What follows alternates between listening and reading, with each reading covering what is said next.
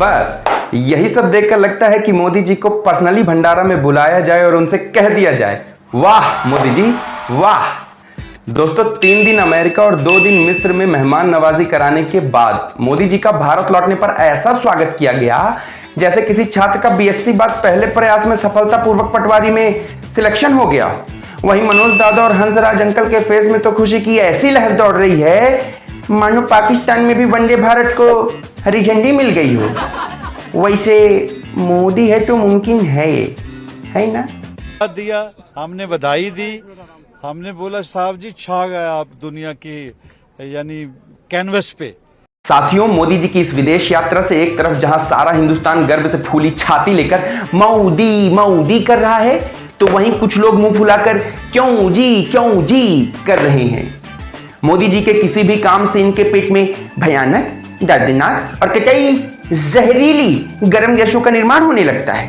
बस इन्हीं कष्टदायक गैसों की वजह से यात्रा में मोदी जी मजा नहीं आ रहा है। बाकी चलिए आप और मैं यानी राहुल तिवारी मिलकर मोदी जी की यात्रा से जुड़े हुए कुछ विशेष मुद्दों पर अच्छी नजर डालते हैं।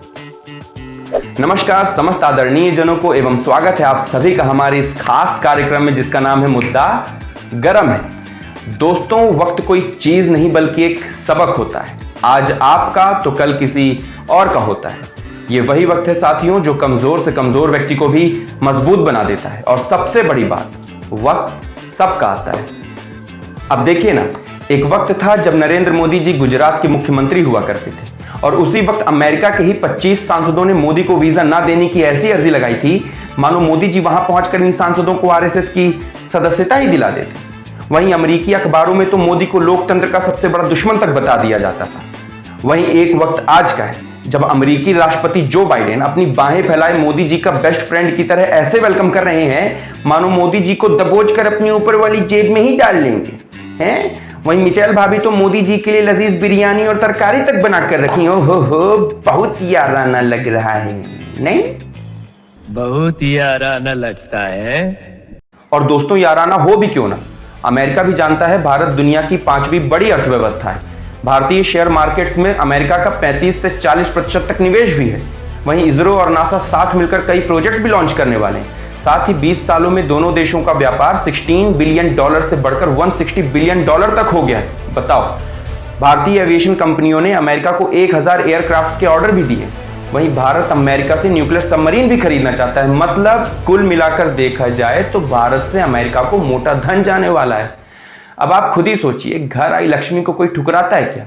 क्यों यादव जी, आपका क्या कहना है? भाई पैसा हो तो क्या कुछ नहीं हो सकता। बहुत सही।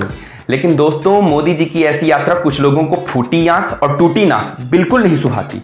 वो मोदी जी के एक कदम उठाने पर अपनी नाक में तिनका डालकर छींक मारकर अपशगुन करने के लिए हर वक्त तैयार रहते हैं। मोदी जी के किसी भी काम से इनके पेट में एसिडिटी के गुब्बारे फूटने लगते हैं। इनका बस चले तो मोदी जी के रास्ते में 20-30 काली बिल्लियां ही पकड़कर छोड़ दें हैं? वास्तव में मुद्दा यह है कि मोदी जी की यात्रा के दौरान अमेरिकी पूर्व राष्ट्रपति बराक ओबामा जी ने अपने एक इंटरव्यू में बड़ी नजाकत से भारत के खिलाफ जहर और हीरा ठाकुर वाली खीर उगली। ओबामा जी ने एक रिपोर्टर को दिए अपने जहरीले इंटरव्यू में भारत के अल्पसंख्यकों की स्थिति को काफी विचारणीय, निंदनीय, दयनीय और नदारत तक बता डाला है। खट्टी डकारें। ओबामा जी इनो लीजिए आप, काम शुरू बस 6 सेकंड में। लेकिन हमारी भी छोरियां छोरों से कम है के हैं? ओबामा जी के इस स्टेटमेंट में निर्मला सीतारमण जी ने ओबामा को उन्हीं के अंदाज में चमका दिया। ओबामा जी के पेट में उठी मरोड़ का तोड़ निर्मला जी ने पुड़िया में बांधकर दे दिया। जहां शायद 6 देशों के खिलाफ जहां मुस्लिम पॉपुलेशन डोमिनेंट है, बॉम्बिंग हुई उन्हीं के कारण। दोस्तों ये वही ओबामा है जिनके खुद के कार्यकाल में 7 मुस्लिम देशों में 26,000 बम गिराए गए थे। ये वही बराक ओबामा है जिनके युद्ध के फैसले से 600 अफगानी मारे गए थे।